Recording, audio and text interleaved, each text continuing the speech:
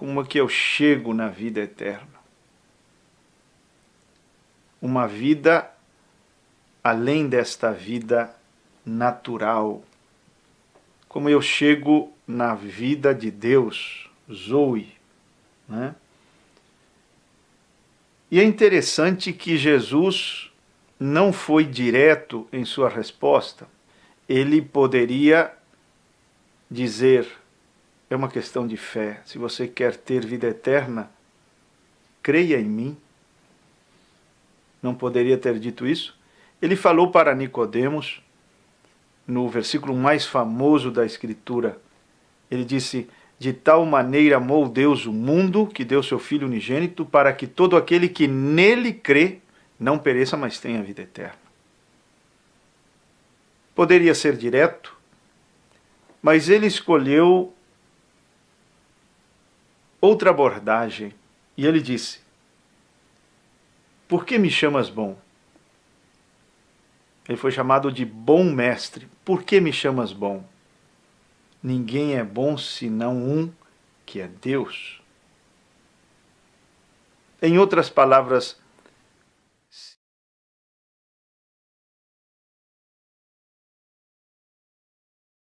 se somente Deus é bom e você está me chamando de bom, por acaso você tem a revelação da minha divindade? Você entende quem sou eu? E continuou dizendo, verso 19: sabes os mandamentos. Olha a abordagem. Colocou a lei de Moisés diante dele. Ele estava tentando responder uma pergunta: como se herda a vida eterna, como se chega na vida eterna. Ele disse: sabes os mandamentos. Não matarás, não adulterarás, não furtarás, não dirás falso testemunho, não defraudarás ninguém, honra a teu pai e a tua mãe. Olha a resposta do mancebo agora. Então ele respondeu: mestre, tudo isso tenho observado, ou guardado, ou obedecido, desde a minha juventude. Que resposta insensata!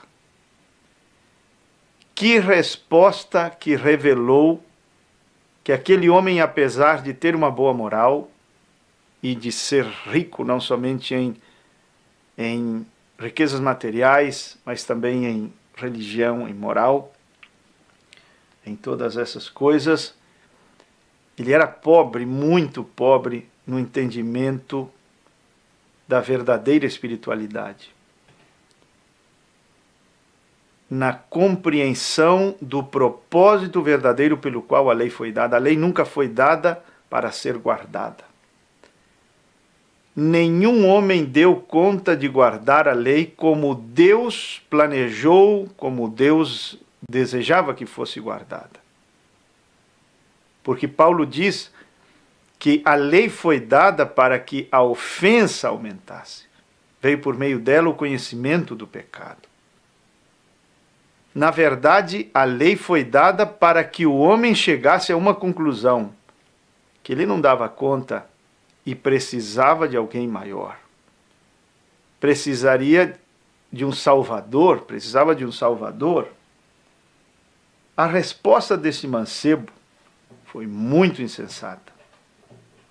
Revelou a ignorância espiritual que havia em seu coração. Mestre, tudo isso tenho observado desde a minha juventude. Não era esta a resposta que Jesus esperava. Que resposta Jesus esperava? Uma resposta de impotência. Que aquele mancebo dissesse assim: mas Senhor, ninguém dá conta de guardar a lei. Não do jeito que Deus quer, de maneira perfeita, sem escorregões, oscilações, mais ou menos, mas da maneira como Deus quer que seja guardada. Ninguém, até os nossos grandes líderes do passado falharam. Todos eles falharam. Moisés falhou, Sansão falhou, Davi falhou. Todos eles falharam. Ninguém deu conta. E o Senhor me diz que somente se eu guardar a lei, eu terei vida eterna. Mas eu não dou conta, ninguém dá conta. Se ele tivesse ouvido dos lábios deste mancebo essa resposta, que seria a resposta adequada, ele então avançaria um pouquinho mais na resposta e diria assim: exatamente. Foi por causa dessa incapacidade humana que eu estou aqui, que eu vim. E então, por quê? Porque Jesus foi o único que viveu a lei de maneira impecável. Nenhum outro homem viveu de maneira impecável. Mas veja como a resposta foi totalmente diferente daquela que Jesus esperava. Então, olha o que a Bíblia diz. E Jesus, fitando-o, o amou e disse: só uma coisa te falta. Vai, vende tudo o que tens, dá-o aos pobres e terás um tesouro no céu. Então vem e segue-me. Você acha que a gente vai para o céu por vender coisas? Você acha que a gente vai para o céu por se desfazer de carros, casas, fazendas, qualquer posse material que a pessoa tenha? Você acha que é por obras, por despojamentos desse tipo que nós podemos alcançar algo tão tremendo como vida eterna? Não, não, não. Aqui o que está é um grande princípio espiritual por meio do qual nós podemos herdar a vida eterna. O princípio do reconhecimento da nossa impotência e nossa dependência de Deus. Por quê? Porque quando Jesus ouviu a resposta do mancebo, aquela resposta que ele não desejava ouvir, não esperava ouvir, então ele fez uma nova abordagem, preste atenção, fez uma nova abordagem. Por que que ele insistiu? Por que que ele tentou de novo? Por que ele continuou tentando fazê-lo chegar a um lugar onde ele pudesse entender como é que se alcança a vida eterna? Porque Jesus o amou. E esse Jesus que ama as pessoas irá insistir uma e outra vez, e não irá desistir de tentar levar as pessoas a esse entendimento de salvação. Perfeito entendimento de salvação. Nessa segunda abordagem, tentando responder à pergunta inicial do mancebo, ele disse assim, ele pelo discernimento, vasculhou a vida daquele moço e encontrou uma fraqueza.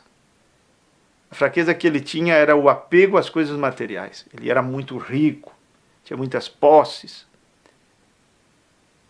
E ele era muito grudado ao materialismo. Ele era muito avarento, ele era muito apegado às coisas materiais. Essa era a fraqueza dele. Aí Jesus encontra essa fraqueza e ele faz uma exigência divina em cima dessa fraqueza humana. Você já imaginou Jesus fazendo isso com você? Justo ali no ponto de sua fraqueza. Aquele ponto no qual você é fraco. No qual você não tem nenhuma força para vencer, mas pelo contrário, você é vencido ali, naquele ponto, naquele exato ponto, e ele diz, e ele faz uma exigência em cima desse ponto fraco da tua vida. Você acha que é maldade? Não, Jesus não tem maldade. Jesus é puro, santo, amoroso. Mas por que Jesus fez isso? Ele estava tentando responder uma pergunta. Ele estava tentando levar aquele mancebo a algum lugar. Ele está tentando te levar a um lugar. Que lugar é esse? A um lugar onde a pessoa reconhece que não dá conta. Porque o que ele esperava nesta segunda abordagem era a mesma resposta que ele esperava na primeira abordagem. Que resposta era essa? A resposta de: Senhor, se é assim, então está difícil para mim.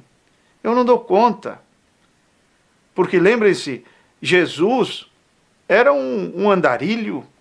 Ele não tinha uma casa luxuosa, ele não tinha carros de luxo, ele não tinha nada.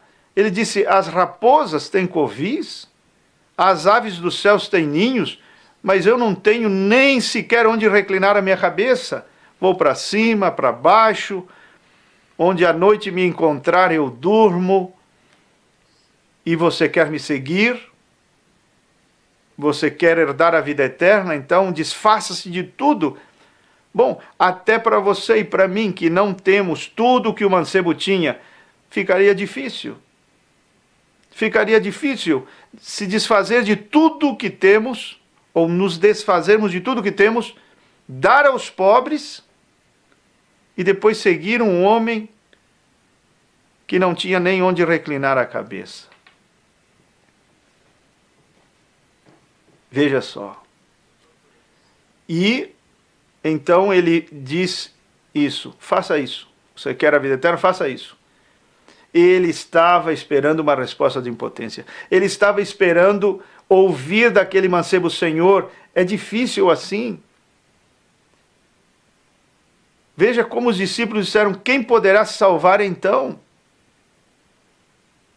Veja o que Jesus diz um pouquinho mais à frente: é impossível para os homens. Aí nós voltamos aos tópicos da programação anterior.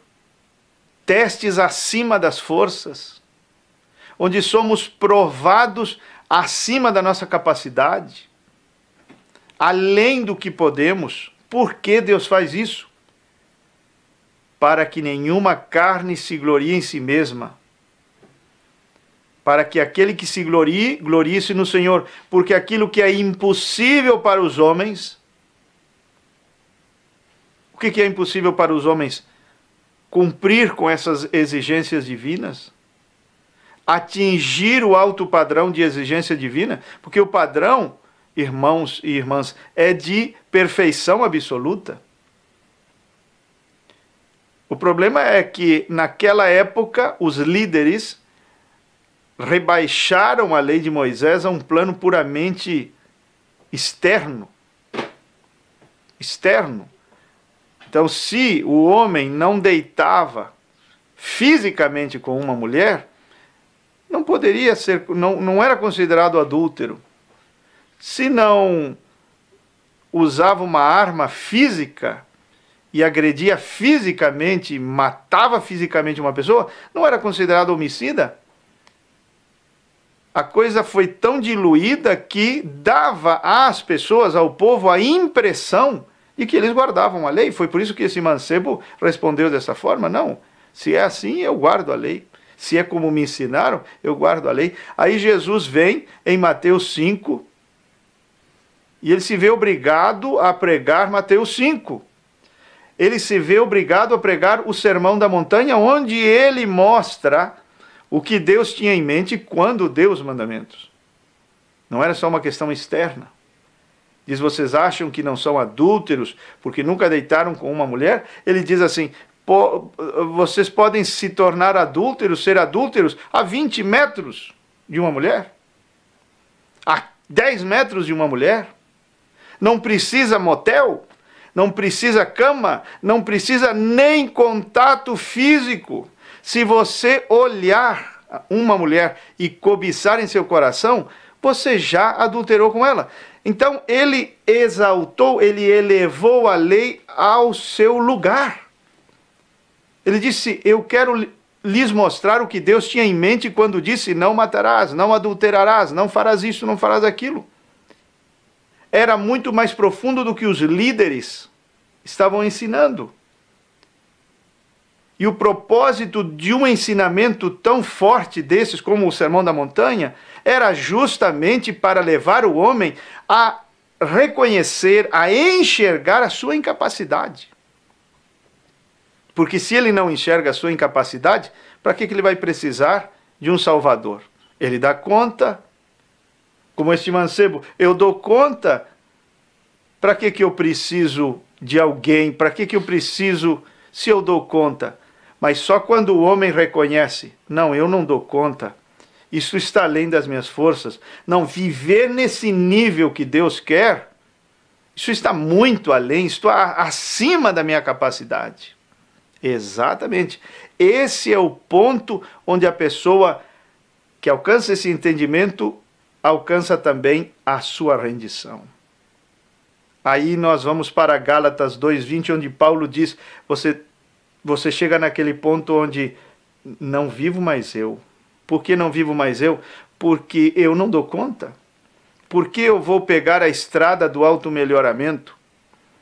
A pessoa diz, eu tenho que ser melhor nisso, tenho que ser melhor pai, tenho que ser melhor esposo, tenho que ser melhor crente, melhor isso, melhor aquilo. Paulo diz diferente. Ele disse, você está errado tentando melhorar esse eu que tem que sair do caminho. Não mais eu. Por que não mais eu? Porque você não dá conta. Será que você não percebeu, depois de tantos anos de tentativas frustradas, que você não dá conta? O que você acha, irmão e irmã que está me assistindo, que é Romanos 7?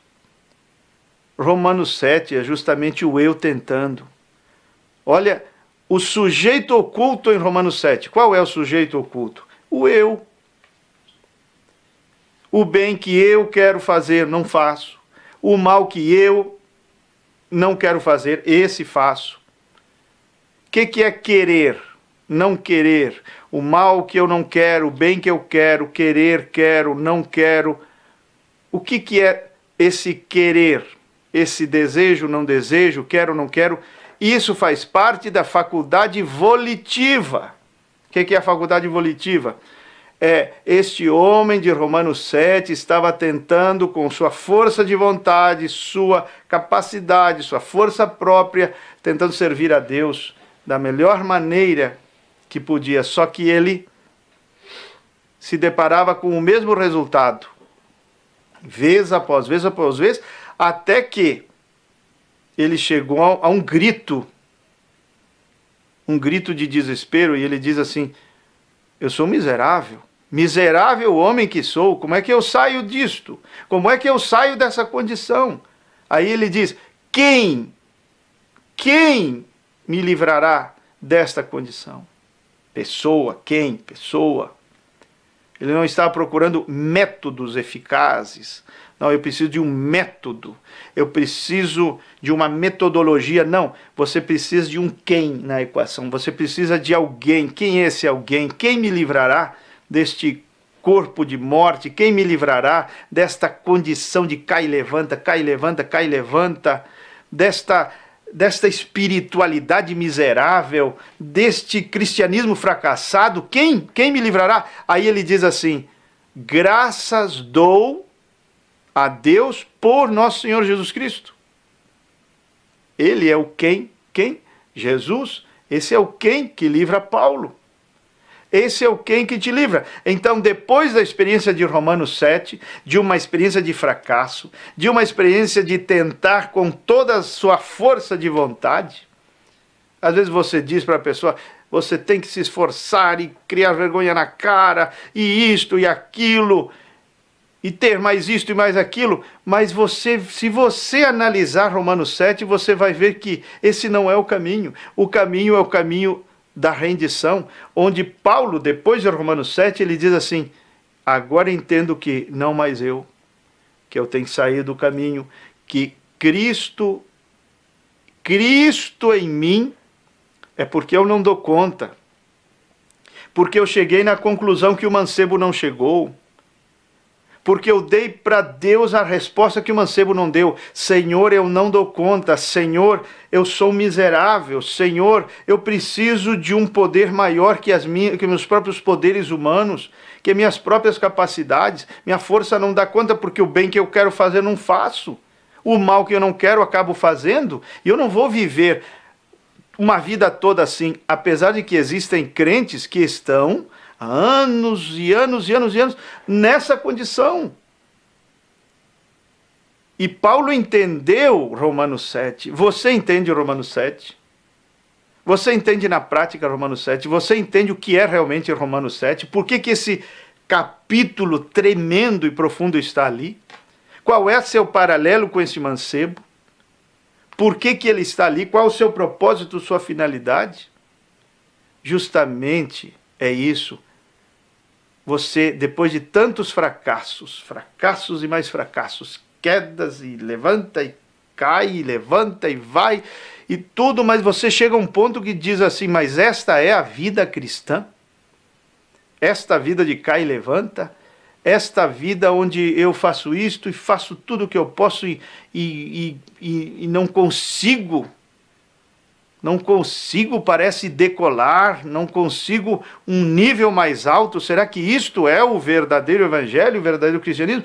Aí você vai chegando a conclusões. Que conclusão? Que você não dá conta. Para que você chega nessa conclusão?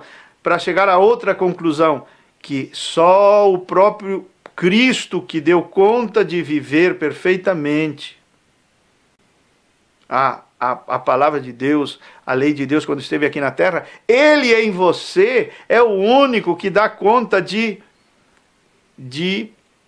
cumprir com os requisitos do Evangelho, os mandamentos do Evangelho. Você acha que você dá conta com a sua própria força de amar inimigos? Seja sincero. Será que você dá conta? Às vezes você, irmã, não consegue amar nem seu próprio marido. Você chega a dizer assim, eu não amo mais meu marido. Eu estou com ele por amor à mensagem, mas eu não amo mais meu marido. E você que está nessa situação, você quer me dizer que você tem amor suficiente para amar inimigos? Você às vezes não consegue amar um irmão da igreja. Mas por que essas coisas acontecem? Para que cheguemos a essa conclusão que Paulo chegou em Romanos 7. Nós não damos conta. Até que não cheguemos nessa conclusão, nós vamos sentir essa miserabilidade espiritual, vamos chegar ao ponto de desespero, até que haja uma entrega, uma rendição. Dizer, Senhor, vença isto em mim, ame em mim, perdoe essa pessoa em mim, porque eu não dou conta de perdoar. E esse é o verdadeiro evangelho, porque se você acha que eu melhorei muito todo este tempo que eu estou na igreja ou no evangelho, eu melhorei muito. Agora eu te pergunto, será que existe diferença entre um você melhor e Cristo? Muita, muita. Você não chega nem aos pés. Então, aqui é o que você tem que entender. O sair do caminho, o chegar ao ponto de reconhecer que você não dá conta. Por que Deus exige, como exigiu deste mancebo, coisas elevadas, absurdas, coisas fortes, exigências grandes? Por quê? Justamente para ouvir de ti, Senhor, não dou conta. Isso aqui nem é difícil, é impossível. Jesus usou essa expressão, que é impossível para os homens. É possível para Deus. Mas se é impossível para mim isto, não é impossível para Deus em mim isto. E essa é a conclusão. Então, eu espero que você tenha entendido a palavra nesta noite. Eu espero que você tenha compreendido a importância de entender o que esse mancebo não entendeu. A importância de você reconhecer a sua impotência. de reconhecer que você não dá conta, que por mais que você tenha se esforçado, você chega a se sentir um miserável. E se você não entender isso que estamos meditando, sabe o que você vai fazer? Você vai acabar saindo da igreja. Por que você vai acabar saindo da igreja? Como muitos têm feito, porque principalmente se a pessoa é sincera. Ela vai dizer assim, eu não vou para viver assim, esta vida, né? O bem que eu quero fazer eu não faço, o mal que eu não quero fazer isso faço. Porque não é questão de aparência, é o que você é de verdade. Aquilo que a esposa não vê, o marido não vê, o pastor não vê, não é o verdadeiro você, não é aquele que levanta as mãos na igreja e todo mundo vê, não, é aquele que está dentro da sua cabeça, que ninguém vê e que pode fazer um monte de coisas que ninguém vê. Esse é o verdadeiro você. E esse aí, como é que está a condição desse aí? Compreende? Então, se você é sincero, se a pessoa é realmente sincera, ela diz assim, eu não vou viver essa vida assim, desse jeito, eu vou embora da igreja. Ou ela fica com medo de sair da igreja, porque Deus vai castigá-la, porque os filhos podem padecer por causa das ações e decisões de seus pais, sei lá, um monte de coisas. Então eles dizem assim, não, eu vou ficar na igreja, mas fica assim por medo. Não porque ama a Deus, mas por medo de ser castigado se sair da igreja. Aí o que acontece? Vira um ator, um hipócrita. Aí vira um ator dentro da igreja. Chora, levanta as mãos, faz todo um teatrinho, mas ele sabe que no interior tudo é diferente ao que um verdadeiro cristianismo deveria ser, lá onde ninguém vê. Então aqui nós temos dessa meditação a chance de crescer, de subir a um nível muito poderoso ao reconhecer o quê? Nós não damos conta. Senhor, eu não consigo. Aprenda, eu vou finalizar com isso aqui, aprenda a orar os seus sentimentos. Se você, por exemplo, o que Jacó fez quando Esaú vinha com 400 homens com não boas intenções? Sabe o que ele orou? Ele tinha medo, ele sentiu medo. Pode ler ali, capítulo 32 de Gênesis. A oração é, Senhor, livra-me das mãos de Esaú, meu irmão, porque eu o temo. Ore o que você sente. Sente medo? Ore seus medos. Ore seus sentimentos. Ore seus medos. Eu não vou orar meus medos. Como é que eu vou orar meus medos? E se o diabo ouvir? Como se ele não soubesse que você está com medo. Mas Jacó orou os seus temores, orou os seus medos. Se você sente que vai fracassar, ore esse sentimento. Se você sente medo, ore. Se você sente, sei lá, algum sentimento que não é cristão, ore esses sentimentos e seja sincero. E diga, Senhor, eu não dou conta, mas eu vou acreditar que Cristo em mim é mais do que suficiente para vencer, é mais do que qualificado para viver essa palavra. Ele vai amar à altura, ele vai perdoar, ele vai fazer tudo o que precisa ser feito. Não eu, não mais eu. Não se trata de um eu melhor, se trata de não mais eu. Dá para entender a diferença? Saia do caminho. Você estorva, você é o problema. Não trate de melhorar aquilo que deveria estar fora do caminho e diga, Senhor, Cristo, ame em mim, faça as coisas em mim, viva em mim. E dessa forma, você vai começar a viver uma vida diferente, muito diferente. E o que as pessoas irão ver em você, sabe o que será? Cristo. Cristo em você. E isso se tornará não somente algo tremendo nesta terra, mas também será a esperança de glória. Que o Senhor Jesus te abençoe. eu peço que Ele te dê entendimento para praticar estas verdades que temos meditado nesta noite. Que a graça do Senhor Jesus seja sobre a tua vida, sobre o teu lar, sobre tudo o que você possui. Que Deus te abençoe com esta palavra de fé. Amém.